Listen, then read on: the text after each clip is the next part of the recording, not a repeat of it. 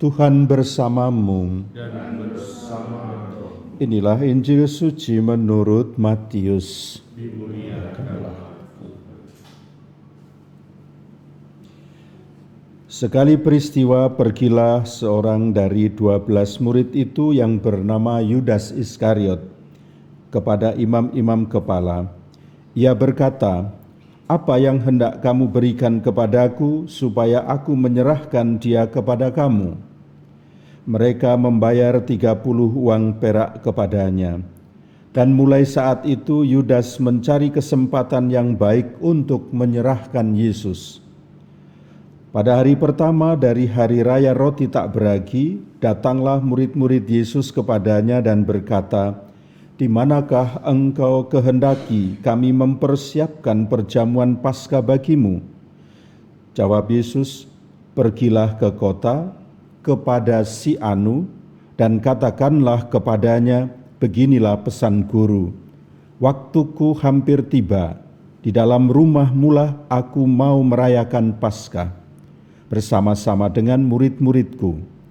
Lalu murid-murid melakukan seperti apa yang ditugaskan Yesus kepada mereka dan mempersiapkan Paskah.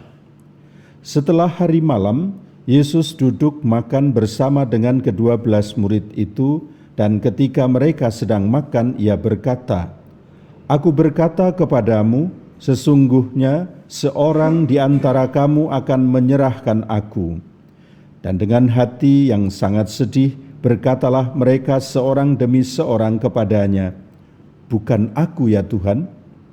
Yesus menjawab, "Dia yang bersama-sama dengan aku mencelupkan tangannya ke dalam pinggan ini, dialah yang akan menyerahkan aku. Anak manusia memang akan pergi sesuai dengan yang ada tertulis tentang dia, tetapi celakalah orang yang olehnya anak manusia itu diserahkan. Adalah lebih baik bagi orang itu sekiranya ia tidak dilahirkan." Yudas yang hendak menyerahkan Yesus itu menyaut, "Bukan aku ya Rabi?" Kata Yesus kepadanya, "Engkau telah mengatakannya." Demikianlah sabda Tuhan. Terpujilah Kristus.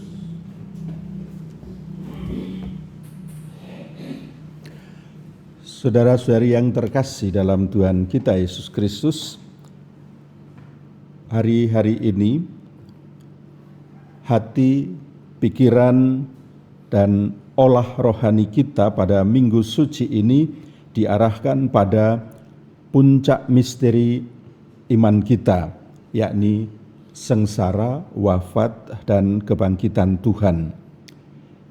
Inti misteri kepercayaan kita kepada Yesus dan makna dari sejarah keselamatan Allah itu memuncak pada perayaan Pekan Suci ini. Sabda Tuhan yang kita dengarkan pada hari ini memberikan beberapa inti permenungan bagi iman kepercayaan kita.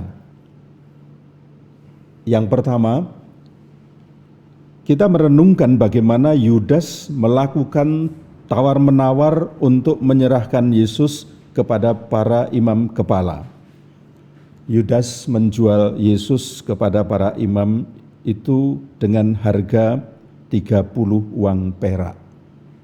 Harga itu menurut tafsir kitab suci tidak lebih dari gaji orang yang bekerja selama 4 hari. Murah banget.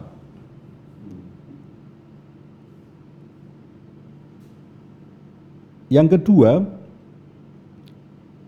mengenai misteri perjumpaan dengan seseorang yang hatinya terbuka.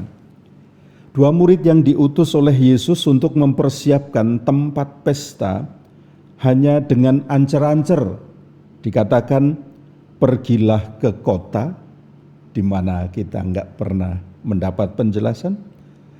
"Katakanlah kepada si Anu," ini juga tidak jelas, hanya ancer-ancer. Apa artinya di sini?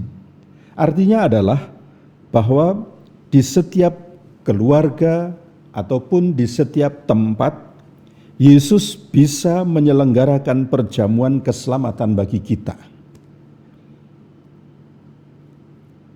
Yang ketiga, orang baik dan orang jahat bisa ada atau duduk dalam satu meja makan. Tidak ada tanda-tanda yang bisa membedakan antara mana orang baik dengan mana orang jahat dalam meja makan itu, kecuali niat mereka. Namun Yesus dalam hal ini memberi penegasan, celakalah orang yang menyerahkan putra manusia. Dikatakan lebih lanjut tadi, lebih baik baginya sekiranya tidak dilahirkan. Ketika kita menjadi orang beriman tetapi berbuat jahat terus-menerus, mungkin kalimat ini cocok untuk mengatakan kepada kita, lebih baik nggak usah dilahirkan. Yang keempat, dan renungan yang keempat ini bisa difokuskan pada sebuah penipuan atau kecurangan. Kita ini mudah masuk dalam perangkap penipuan atas dasar sikap dan kejahatan sendiri dengan sebuah penyangkalan. Bukan aku kan? Namun di balik penyangkalan itu sebetulnya ada kebohongan besar, karena orang tidak peka dengan apa yang dibuatnya sendiri. Bukan aku kan?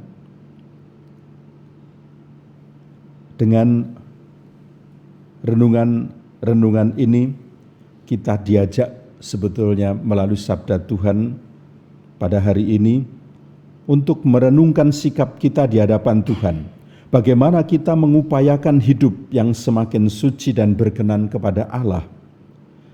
Semakin kita dekat dengan hari-hari suci, inti penebusan, semakin kita diundang untuk bersikap rendah hati dan peka dengan sapaan-sapaan Tuhan melalui sabdanya. Marilah kita berdoa. Ya Tuhan, demikian besarlah kasih-Mu bagi kami, sehingga Engkau berkenan menebus kami melalui sengsara wafat dan kebangkitan-Mu. Kami hanya bisa mengucap syukur kepada-Mu, Sang Pemberi kehidupan. Dialah Tuhan kami, kini dan sepanjang segala masa.